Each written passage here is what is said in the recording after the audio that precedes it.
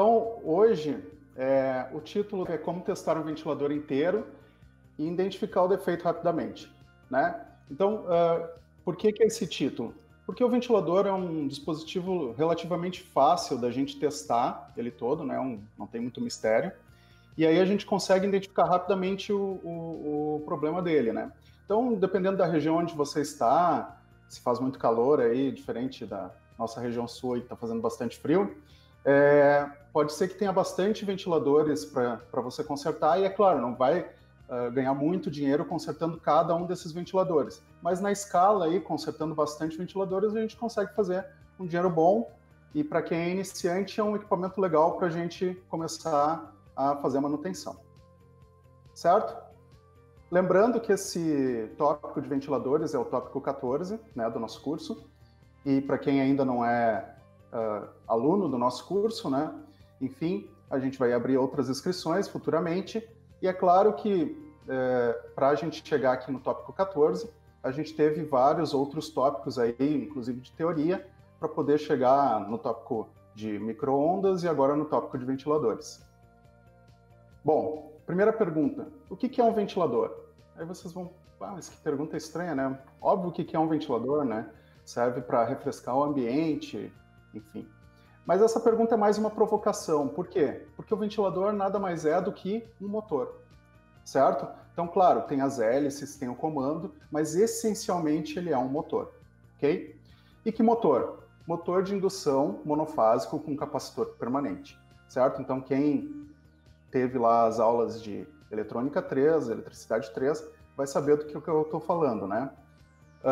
Bom, o fato dele ser monofásico, é porque todos os eletrodomésticos são monofásicos, né? E o fato de ser de indução, o que acontece? O rotor não é um ímã e o rotor não é bobinado, certo? Ele é sólido. E o fato dele ser capacitor permanente significa que ele não tem platinado nem chave centrífuga. O capacitor é permanente, não desconecta, certo? Então não precisa de platinado nem chave centrífuga. Mas tem capacitor, certo? Então essa caixinha quadrada preta ali que está mostrando ali na foto, aquele é o capacitor dele, tá certo? Bom, só que o ventilador ele gira em diversas velocidades. Então para a gente entender mais ou menos rapidamente aqui como é que ele faz o giro nas velocidades, a gente vai falar. Eu não explorei muito lá na teoria, mas eu vou falar bem rapidamente o que são os polos. Os polos são essas bobinas que a gente está vendo aqui. Então, a verde ali é o enrolamento auxiliar e a vermelha é o enrolamento principal. Só que eu posso ter um par dessas bobinas vermelhas, 2 pares, 3 pares. Isso vai me dar a quantidade de polos, tá? Lembrando que é sempre aos pares, polo norte e polo sul. Tem mais polos, tem mais bobinas, vai ter maior resistência. Isso a gente vai ver lá na prática. Medir a resistência e vai ver que tem maior resistência. Só que qual é que é a questão? Quando eu tenho mais polos, eu tenho menos velocidade, certo? E eu tenho mais torque. Só que o torque a gente não vai sentir muita diferença. Por quê? Porque está girando sempre a mesma hélice.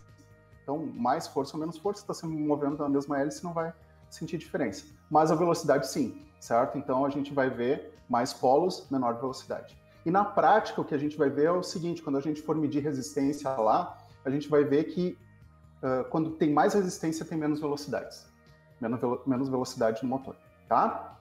Para a gente explicar rapidamente assim, o que é o polo, o que são os polos, é como se fosse uma caixa de câmbio de um carro, ou uma redução, né? O pessoal conhece mecânica, mas todo mundo conhece carro. Então, o que é a caixa de câmbio? Eu mudo lá o engrenamento. Então, por exemplo, lá, coloquei na primeira, a engrenagem é maior. Coloquei na segunda, terceira, na quinta, a engrenagem é bem pequena. O que vai me acontecer? Quando eu tenho uma engrenagem maior, eu tenho menos velocidade, mais torque. Então, vamos pensar. A primeira tem uma engrenagem bem grande, né? Então, eu não consigo correr com o carro na primeira, mas eu consigo subir uma lomba com bastante facilidade. Por quê? Porque eu tenho bastante força. Diferente da quinta, eu não consigo subir na quinta, se eu não tiver embalado, né? Por quê? Porque eu não tenho muita força. Velocidade, mas sem força, certo? Então, quando eu preciso mais velocidade, eu coloco uma engrenagem menor. Quando eu preciso mais força, uma engrenagem maior. Mesma coisa os polos. Mais polos, menos velocidade, mais força. Menos polos, maior a velocidade e menor a força, certo?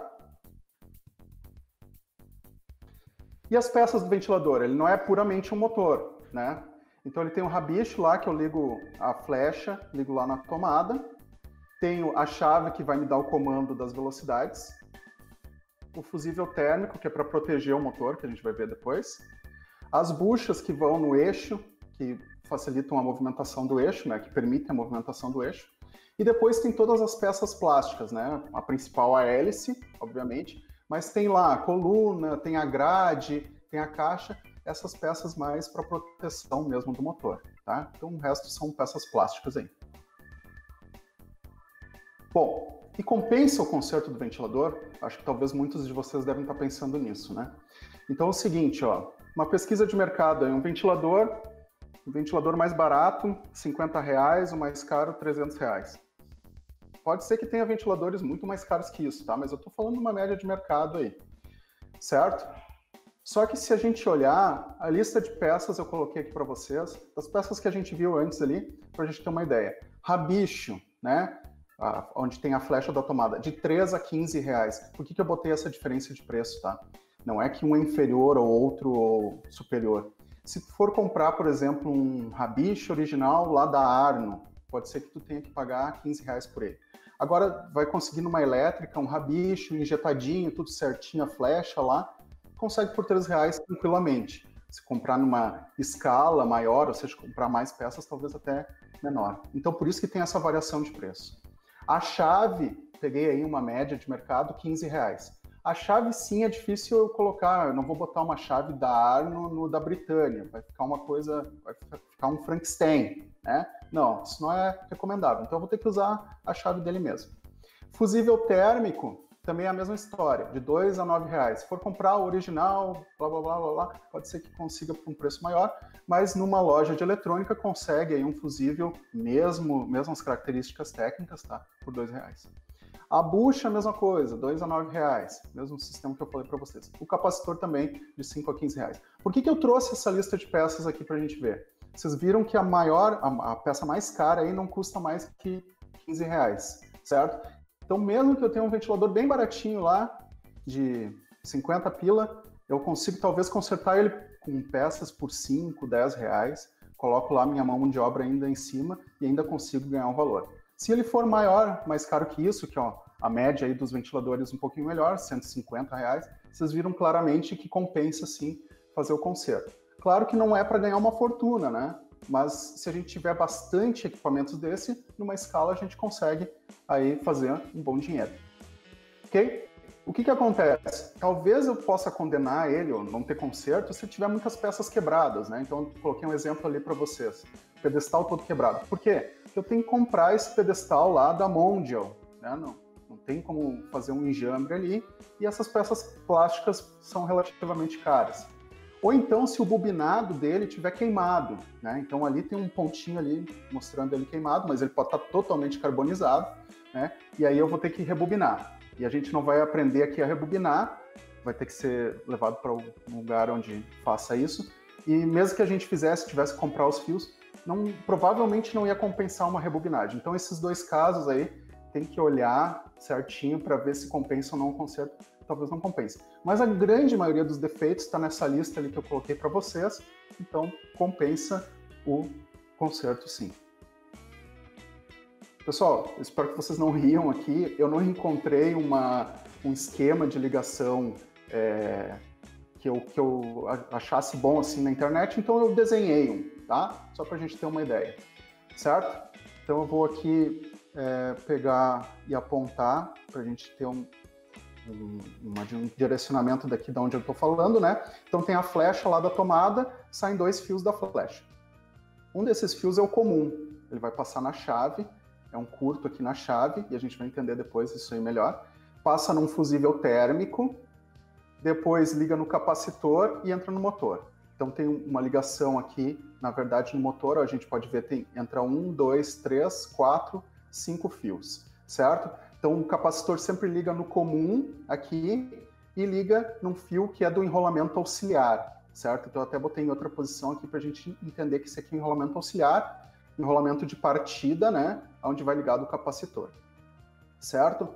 E aí o outro fio da flecha entra na chave para as posições de velocidade. 0 está desligado, então esse fio aqui não vai a lugar nenhum. 3, velocidade mais alta, velocidade média 2, velocidade baixa 1, certo? A gente pode ver, por exemplo, que no 3 vai passar somente em uma bobina, então é menos polos, maior velocidade. Em 2 vai passar em 2 bobinas, e no 1 vai passar nas 3 bobinas. Em qualquer uma das ligações eu estou ligando o auxiliar, mesmo que seja só aqui no 3 eu estou ligando o auxiliar, certo? Então vai ligar o auxiliar também em todos esses casos. Ok? Então, resumidamente, é o esquema de ligação do ventilador. Ok? Todas as questões de segurança, o pessoal já está careca de saber aí, que a gente vem sempre repetindo, né?